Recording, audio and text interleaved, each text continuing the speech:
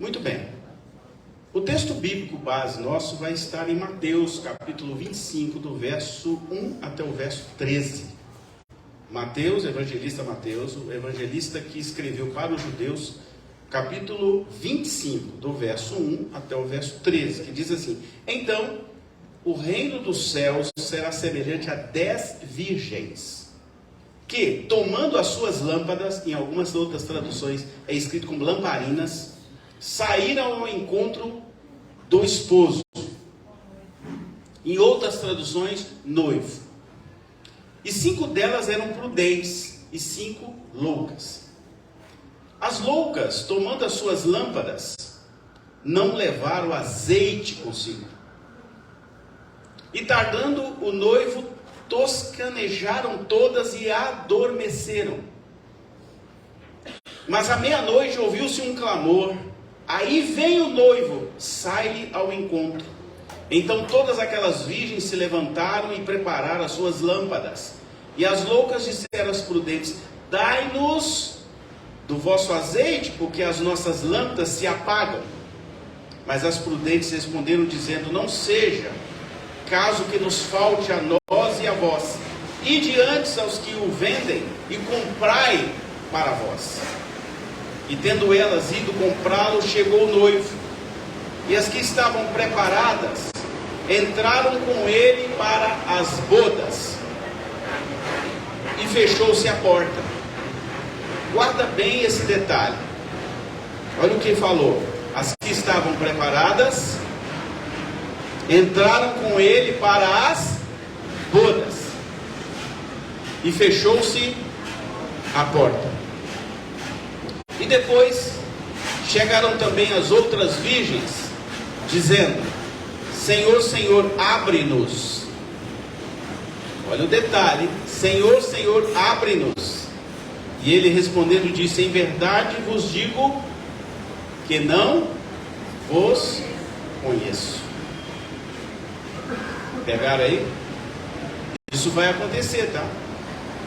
Vai ser a mesma coisa dos tempos de Noé. Quando fechar a arca, muita gente vai bater naquela porta para entrar e não vai ter mais jeito de entrar. Aí tem o versículo chave desse texto aí, que é esse agora: vigiai. Ali já apareceu ali: vigiai, pois porque não sabeis nem o dia e nem a hora que o Filho do Homem há de vir. Amém? Vamos falar junto comigo? Vigiai.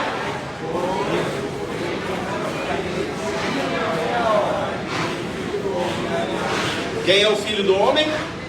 Jesus. Alguém aí sabe a hora? Alguém aí ele avisou o dia? O que ele mandou fazer? Está lá no início. Vigiai. Vigiai. Essa é a orientação de Deus para nós. Vigiai. Amém? Você está vigiando? De vez em quando, né? A gente encontra um crente na rua mais antiga, vai: vigia, irmão. É para vigiar mesmo. Ou então encontra um irmão lá na casa lotérica fazendo uma fezinha: vigia, irmão. Tem que vigiar mesmo. Ou encontra um irmão, né, bailando lá no Johnny Pub: vigia, irmão. Tem que vigiar. Não é? Tem que vigiar. Entendeu? Muito bem. Pena que eu vou concorrer um pouquinho, tentar aumentar um pouquinho só até passar essa. Deve ser uma motociata, porque eu estou sentindo cheiro de motor 2 tempos aqui. Eu já fui motoqueiro e sei muito bem o que é. Bom, o que Deus quer? E todo motoqueiro fica com essa bobagem. Todo motoqueiro. Eu estou falando de motoqueiro. Motociclista não faz isso. Motoqueiro gosta de ficar com esse negócio aí, gastando gasolina. Isso é bobagem. Eu passei da fase de motoqueiro para motociclista, né? Pois é, mas é ou não é isso, né? Todo motoqueiro faz isso, motociclista não faz. O motociclista normalmente ele tem uma moto grande, ele já entendeu como é que anda, o que é o prazer da moto, que não tem nada a ver com ficar, não tem nada a ver com isso, né? O prazer de quem é motociclista é outro, né? Mas vamos lá. Irmãos, as virgens são a igreja? Sim? Sim? Bom, então vamos lá. Importante aprendermos de que parábola, que é o caso dessa, nem sempre é uma história inventada para ilustrar. A parábola pode ser uma história real que Jesus contava para deixar uma explicação espiritual para o mundo natural. Ela é uma resposta de Jesus a uma pergunta que os discípulos fizeram no Monte das Oliveiras, onde eles estavam, sobre a vinda dele e a consumação dos séculos. Os discípulos curiosos perguntaram a Jesus: e como é que será a sua volta? Quando é que o mundo vai acabar? Eles perguntaram isso quando eles estavam com Jesus num monte chamado Monte das Oliveiras, que existe até os dias atuais lá em Israel. Nessa parábola, o que a maioria das pessoas não sabe fazer são as perguntas corretas para entender a profundidade espiritual desse texto bíblico. Então a primeira pergunta: por que 10 virgens? Por que 10 virgens? Por que a Bíblia faz referência ao número 10? É só uma pergunta que você tem que fazer para o texto.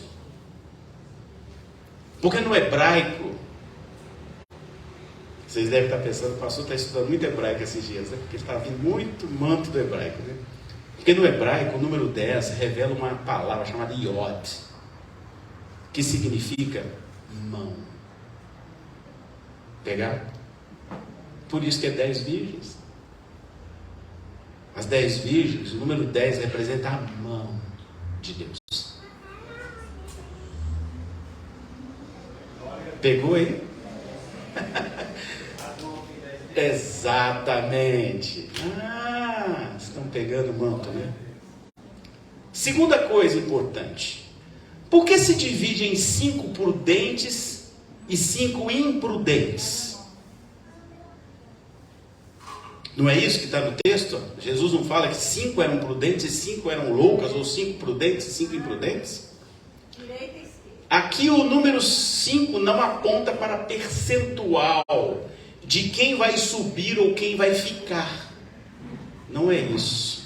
Mas sim o número 5, que é re, que significa a graça de Deus em hebraico.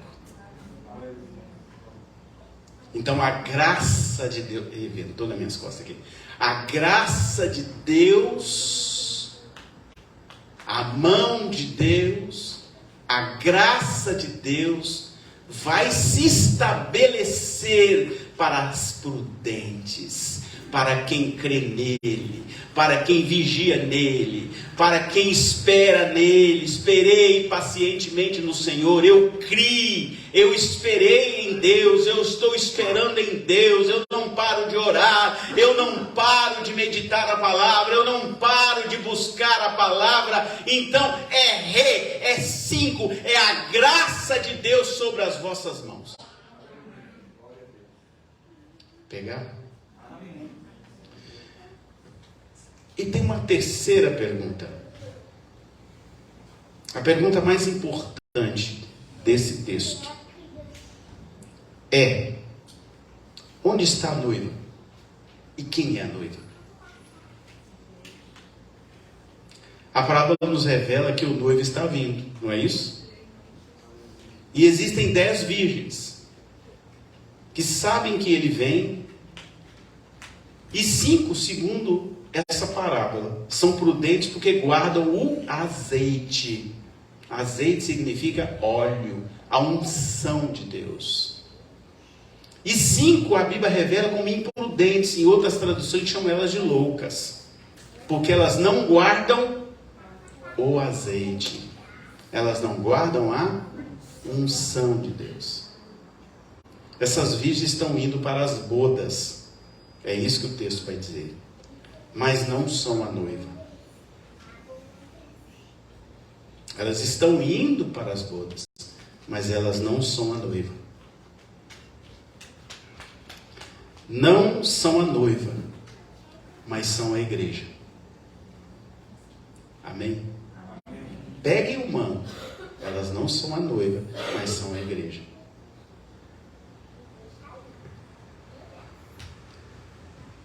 Por que elas são a igreja? Porque o esposo vem, ele é o noivo e ele vem para as bodas da igreja verdadeira. Daqueles que guardarem a fé, daqueles que não abandonarem Deus, indiferente do que esteja acontecendo ao seu redor. Indiferente do partido político, indiferente do judiciário, indiferente de qualquer coisa, você vai ficar fiel ao Deus verdadeiro. Pegaram? Então ele não vem buscar qualquer igreja. Ele não vem buscar a igreja toda. É isso que vocês têm que pegar nessa parábola. Porque muita gente prega, e o noivo vai vir buscar a igreja. Não, não é a igreja toda. É 5. 5 significa a igreja que está... Olha, gente, vamos pegar o manto espiritual que está debaixo da unção. Em hebraico significa unção de Deus. Então ele vem buscar quem? Quem estiver debaixo da unção de Deus. Pegaram? Ué, mas são 10 que significa a igreja. Mas ele não vai levar a igreja toda. É isso que vocês têm que pegar o manto. Ah, mas o pastor pregou lá uma vez que vai vir pegar a igreja. Não, ele está errado. Se ele for lá e estudar o texto na profundidade, ele vai entender que não é a igreja. Ele vai buscar a igreja que estiver debaixo da unção dele. Ai, pastor, mas eu vou à igreja. Não significa que você vai subir. Estão entendendo? Ah, mas eu vou à igreja, pastor, eu até tomo a ceia. Não significa que você vai subir. O que Jesus disse? Os que perseverarem até o fim. A pastora falou hoje, obedecerem meus estatutos e tal. Ela falou hoje no início aqui no primeiro texto. Os que praticarem a justiça, estes é que eu vou levar. Estão pegando? Isso aqui é muito profundo. Eu sei que talvez, eu estou tentando explicar de uma forma bem espiritual e bem didática para vocês entenderem. Mas eu ouvi a vida inteira que Deus vem buscar a igreja. Mas não é toda a igreja. É só quem estiver debaixo da unção. Amém? Amém. E eu vou dar uma outra revelação aqui que a pastora pegou essa semana. A letra 10 significa mão de Deus. Aqui Deus separa a igreja em A e B, ou esquerda e direita. Todas as pessoas ungidas ficarão de que lado? À direita de Deus. Quantos dedos tem na mão direita? Se nós formos pensar que Deus estaria, nós somos feitos à imagem e semelhança dele. Quantos dedos tem na mão direita dele? 5. Então, quem vai estar do lado da mão direita? Os que têm a unção, os que serão salvos verdadeiramente. E os que estarão do lado esquerdo serão aqueles que serão jogados no lago de fogo e enxofre. Tem na Bíblia? Sim, porque a palavra fala que ele vai separar os bodes esquerdo. Exatamente. Direita das ovelhas. Ele vai, a Bíblia é muito clara dizer, haverá uma separação. À direita ficarão as ovelhas e à esquerda os bodes. Tem bode na igreja? Está lotado. Tem pastor bode? Agora pode baixar um pouquinho. Tem pastor bode? Está lotado aí. É isso que eu quero que vocês entendam pela palavra. Eu estou pregando aqui a Bíblia. Pode abrir sua Bíblia e olhar aí. Agradeça que você tem uma igreja que é bíblica. Deus nos grava na palma das mãos. E agora eu vou provar. O Senhor tem uma noiva, mas na parábola aparecem virgens. Em alguns textos fala que ele é o esposo, mas não diz na palavra aqui que elas são esposas, diz que elas são virgens. É isso que você tem que entender do texto, porque a gente lê o texto e vê muita gente pregar e ele não vai na profundidade para entender a profundidade do texto. Será que uma mãe pode esquecer do seu bebê? Isaías 49, 15 e 16 vai dizer assim, que ainda mama e não ter compaixão do filho que gerou? Embora ela possa se esquecer, eu não me esquecerei de você. Está pegando aí? Veja, olha lá, deve estar aparecendo. Eu gravei você na palma das minhas mãos. Seus muros estão sempre diante de mim. Onde Deus grava a gente? Na palma das mãos dele. Ele grava os dele. A noiva aqui é Israel, e nós somos a Israel por descendência, por causa do sacrifício de Cristo. Nós não somos a Israel real, nós somos a Israel por adoção em Cristo Jesus. O personagem central da parábola é o noivo, ou seja, o personagem dessa parábola é o próprio Jesus. E ele chega em um horário não usual, mas à meia-noite. Ele demora a chegar. Por que meia-noite? Porque meia-noite é quando há o equinócio entre as trevas e a luz. Meia-noite porque significa o fim de um dia e o início de outro, porque é isso que vai acontecer conosco. Nós vamos findar nossa vida terrena e iniciar uma vida espiritual. Você está entendendo isso? Por que meia-noite?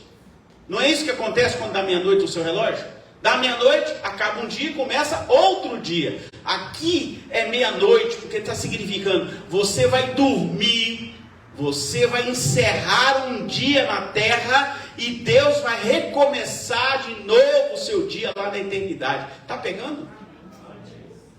Tem essa revelação aí no texto, pouca gente percebe essa revelação. Então, meus amados, infelizmente, 5 delas não tem azeite. Azeite significa o Espírito Santo. Azeite significa a unção. Azeite significa a perseverança dos santos. Guarda isso. Quem tem azeite persevera até o fim. Azeite significa a provisão de Deus. Lembra daquela mulher lá? O profeta chega assim, me dá aí. Ela pega o azeite, dá para o profeta e nunca mais faltou azeite. Porque a partir daquele momento o Espírito Santo entrou definitivamente na casa dela. O Espírito Santo entrou na tua casa, ele já fez uma limpeza lá, você já deu a casa para ele, falou assim, tira aí o que não presta, limpa o que não me interessa aqui, você já deu essa liberdade para o Espírito Santo? Pois bem, essas mulheres que estão sem azeite, esqueceram do zelo, esqueceram da prudência, esqueceram porque o noivo não avisa a hora que ele vai chegar. Alguém aí já recebeu um recado de Jesus que dia que ele vai voltar? Não recebeu e nem receberá, porque a Bíblia diz que ele virá nas nuvens como ladrão. E haverá apenas um sinal do Oriente ao Ocidente. Uma buzina vai tocar. Somente os que entenderem vão ouvir. Foi assim nos tempos de Noé. Jesus avisou, eu vou voltar e será como nos tempos de Noé. Um monte de gente nem percebeu que começou a chover, porque sempre choveu. Lembra? Sempre choveu, chove, só que começou a não parar a chuva. Será assim com Jesus. Ninguém vai perceber, ele não vai avisar. Aí de repente vai começar a desaparecer um aqui, desaparecer ali. Aí eles vão falar, como aliás essa semana eu coloquei lá no canal, que um cientista do Pentágono disse o quê? Que existem várias naves mães no espaço vindo para a Terra. A nave mãe é Jesus. Eles estão criando uma ideia demoníaca para na hora que você sumir, eles vão dizer assim, foram abduzidos pela nave mãe. Quem quiser procura na internet, essa notícia pipocou aí na semana passada. Eu vou, mas eu vou com Jesus, eu não vou em nave mãe nenhuma. Eu não serei abduzido. Eu serei transformado e transladado. Então, meus irmãos, as 10 virgens são a igreja composta de salvos e não salvos, como uma igreja visível que, apesar de crentes, muitos ficarão do lado de fora. Não é um nem dois, não, tá? São muitos. Principalmente esses progressistas que estão até mesmo querendo reescrever a Bíblia. Está cheio deles por aí. Aqueles que dizem que a Bíblia tem que contemplar agora todos os gêneros. Sim, está cheio deles por aí. Pastores até famosos que se renderam ao mundanismo, se renderam ao progressismo. Eu vou me render até o último dia que eu respirar. Todo ser que louve, todo ser que respira, louve ao Senhor. Eu vou respirar até o último dia, eu vou estar debaixo dessa palavra aqui. Nunca vou sair daqui. Ainda que todos vocês me abandonem, eu vou ficar aqui. Na palavra. Então, irmãos, quero dizer uma coisa para vocês: não haverá segunda oportunidade. Esqueça essa conversa demoníaca de que não, Jesus vai dar uma segunda chance. Não tem segunda chance. Jesus não abrirá mais a porta, porque Jesus é a porta. E nesse texto, João 10, 7 a 10 vai dizer assim: então Jesus afirmou de novo, digo a verdade, eu sou a porta das ovelhas. Todos os que vierem antes de mim eram ladrões e assaltantes, mas as ovelhas não as ouviram. Eu sou a porta, quem entra por mim será salvo, entrará e sairá e encontrará pastagem. O ladrão vem apenas para roubar, matar e destruir. Eu vim para que tenham vida e vida plena. Viu a diferença? E aí, Lucas, capítulo 13, verso 24, esforcem-se.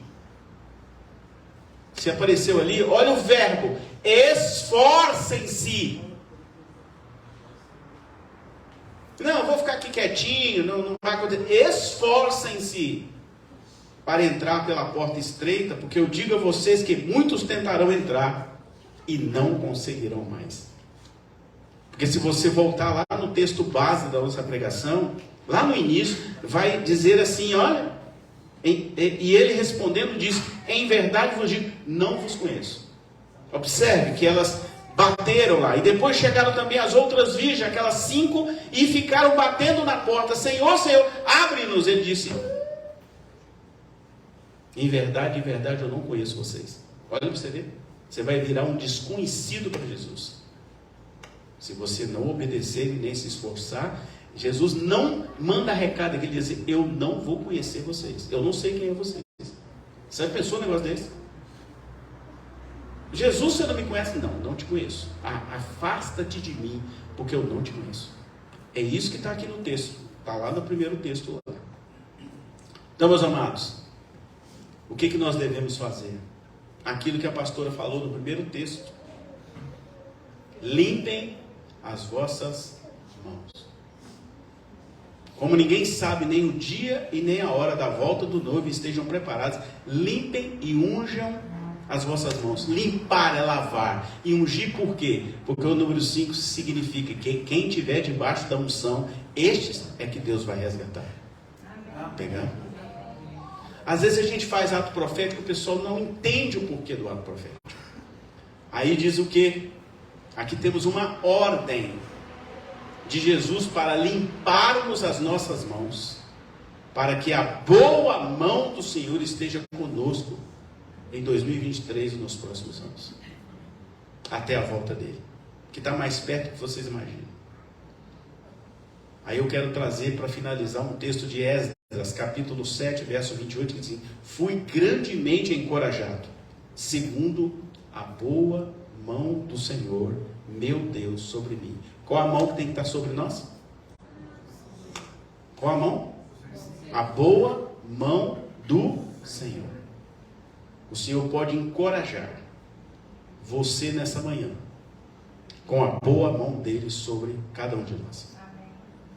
Como relatou Esdras, quando foi chamado a realizar uma grande obra para o Senhor, que foi reconstruir os muros de Israel.